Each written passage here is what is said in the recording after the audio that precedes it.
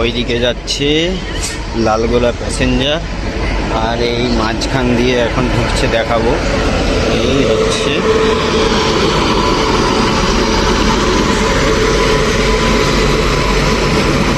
ঠিক মাঝামাঝি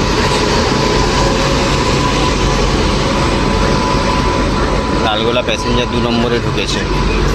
আর এইটা এখন ঢুকছে কাঞ্চনজঙ্ঘা এক্সপ্রেস 13175 13176 কাঞ্চনজঙ্ঘা এক্সপ্রেস এখন দমদম জাংশন ঢুকছে।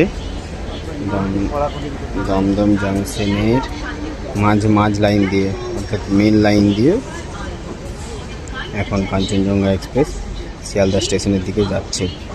এইটা শিলচর থেকে ছেড়েছিল,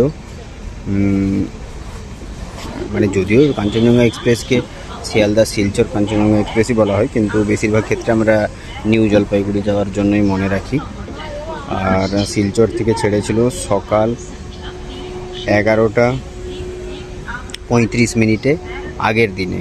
আজকে সন্ধেবেলা এখন শিয়ালদা জাংশন ঢুকছে। টোটাল 1359 কিলোমিটার জার্নি করছে, 1359 কিলোমিটার।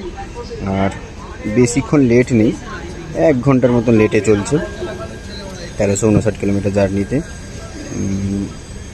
এর আগে বোলপুর আজকে কাঞ্চনজঙ্ঘা এক্সপ্রেস বোলপুর শান্তিনিকেতন হয়ে আসেনি, আহমেদপুর হয়ে শিয়ালদা ঢুকছে। রামপুরহাট আহমেদপুর হয়ে শিয়ালদা ঢুকছে এই কাঞ্চনজঙ্ঘা এক্সপ্রেস। এই কাঞ্চনজঙ্ঘা এক্সপ্রেসই আবার কালকে সকালবেলা শিয়ালদা থেকে 6:50 ছাড়বে এবং 6:50 ছেড়ে আবার সেই পৌঁছে যাবে নিউ জলপাইগুড়ি জাংশনে। নিউ জলপাইগুড়িতে পৌঁছবে যখন বাজবে সন্ধে 6টা। সন্ধে 6টা নয়, একটু বেশিরভাগ লেটই চলে, মোটামুটি আধা ঘন্টা আরও অ্যাড করে রাখুন। এই হচ্ছে কাঞ্চনজঙ্ঘা এক্সপ্রেস, প্রায় 1359 কিলোমিটার বা 1360 কিলোমিটার জার্নি করে নিল।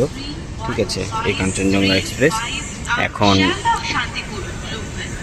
আর এটাকে মাঝ লাইনে দেওয়া হয়েছে এই জন্যই, তার কারণ হচ্ছে 2 নম্বরে লালগোলা প্যাসেঞ্জার ঢুকেছে।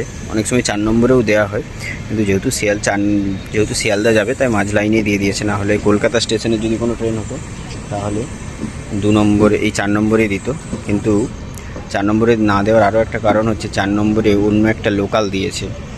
সেই লোকালটা হচ্ছে ব্যারাকপুর লোকাল, যেটা হচ্ছে বালিগঞ্জ থেকে আসছে, বালিগঞ্জ ব্যারাকপুর লোকাল। ঠিক আছে, এই যে ব্যারাকপুর লোকালটা দিয়েছে 4 নম্বরে। আর এই হচ্ছে কাঞ্চনজঙ্ঘা এক্সপ্রেস আর এই বালিগঞ্জ লোকাল। পুরো ভিডিওটি ভালো লেগে থাকলে অবশ্যই কমেন্টে জানাবেন আর নতুন কোন ট্রেনের ভিডিও দেখতে চান এবং চ্যানেলটিকে অবশ্যই সাবস্ক্রাইব করবেন।